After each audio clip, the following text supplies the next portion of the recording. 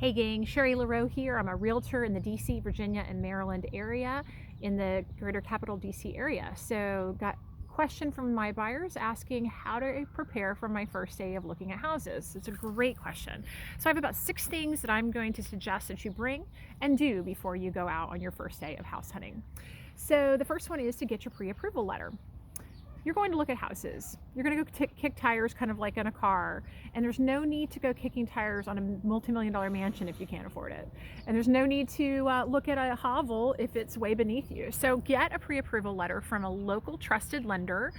And you don't have to use that particular lender when you go under contract, but you do need to have that lender letter in your hands, and it's part of your offer when you make the offer on the house. So that's why the pre-approval letter is super important, so you know what you're looking at, what you can afford, and what you want budget you want to stay under. So that's a great first one. The second one is to bring slip-on shoes. Slip-on shoes, because at the front door of most of the houses, they will either make you wear little shoe covers, or they'll want you to take your shoes off at the front door, especially if there's new carpet or there's decent, really nice, new floors in the house. However, I'm going to also throw out, please bring socks. Wear socks. Now, these are funny socks because I always end up wearing funny socks when I go out and I take my shoes off, and I always laugh about the crazy, frog socks or whatever I was wearing that day. But bring socks because people do not clean their floors like we clean our floors at home. I don't know what it is about it, but I have been in more nasty floors where there's, there supposedly a renovation and there's dust everywhere, or there's dog slobber or whatever. So I'm just going to say your feet will be appreciating the socks. The next one is to take notes, taking supplies or your camera or your phone to make notes on, because you're going to forget from one house to the next why you liked or didn't like one. In the first day out, you probably don't need to make a lot of notes because you're really getting to know the market. But as you get more serious, and also I have had some buyers buy the first house they saw. I've had some buyers buy the first house in the first day that they saw. So just want to throw that out that, taking notes, super cool thing to do. Also, if you want to take video or photos, that's often acceptable as long as you ask for permission and you don't post any of that information online, because you are taking photos of somebody's personal home. So especially if they're still living there, they may not appreciate you taking photos in the house. That's why I'd like you to ask for permission.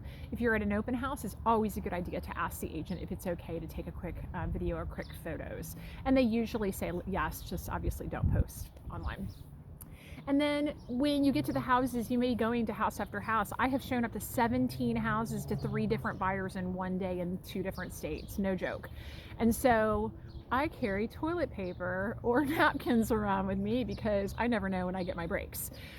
So if I do that, I typically try to choose a house that might be vacant, and obviously clean up after myself, but I make sure that the water is on before I actually use the facilities, because I don't want to leave a present that they didn't expect.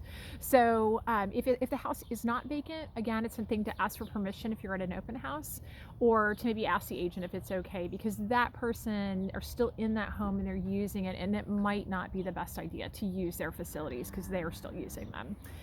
And then hand sanitizer, of course, to go along with that, because we may not have soap. A lot of times in the vacant houses, there's not soap in there. The last thing is dress comfortably. Dress still presentably, but comfortably, because you never know what the weather's going to be like. Like right now, I have a tank top underneath a sweatshirt with a warmie over top of that. So I'm wearing Uggs and I'm wearing leggings today. Now, if I'm showing houses, I dress a lot more professionally than that. But this is how my clients often dress when they're going out. The reason why you got to look a little bit presentable is you just never know if you're going to run into the listing agent or the owner. It's always a good idea to put your best foot forward and to have them go, oh, they were really nice people and they didn't look like they rolled out of bed in their underwear and rolled up to our open house or whatever. So that's kind of what I'm thinking. Is it's not for any other reason, but if it was a house of your dreams and you actually happened to run into the owner because they were racing back in to grab something out of their house, just putting your best foot forward. It's a great way to be. I hope this helps. Give me a call if you need anything. I'll put my information below, and happy house hunting. Bye guys.